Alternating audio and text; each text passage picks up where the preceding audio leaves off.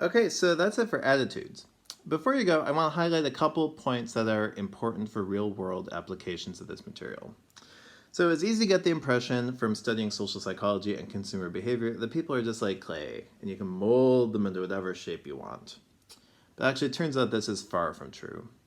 People are naturally talented at persuading others, yes, but we're also naturally talented at resisting persuasion attempts from others.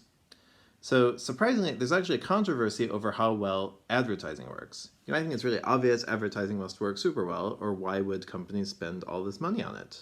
But actually, some political scientists have been interested for a long time in how spending in political races influences the results of those races. And the shocking thing is that often it matters very little. People who spend just a little bit of money often win, people who spend a lot of money often lose in those races. So, one reason for this is that often people rely on central route processing, evaluating messages for themselves, and they're really not that easily manipulated. A related point is that when people do feel manipulated, they'll often just go ahead and do exactly the opposite of what you want them to do. Many anti drug campaigns fail for precisely this reason.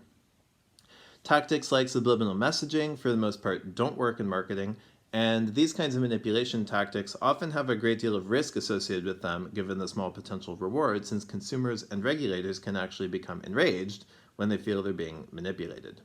So if you're interested in learning more about this, I recommend this really awesome book that I've been reading recently, which just came out a couple of months ago. So none of this is to say that the study of attitudes and persuasions isn't useful. Of course, it's extremely useful. But don't just blindly use persuasion tactics without understanding the underlying models, why they work, and when they might work, like the elaboration likelihood model. And you can use that as a blueprint for understanding when peripheral or heuristic cues might be appropriate versus when consumers are going to find them to be insulting and manipulative.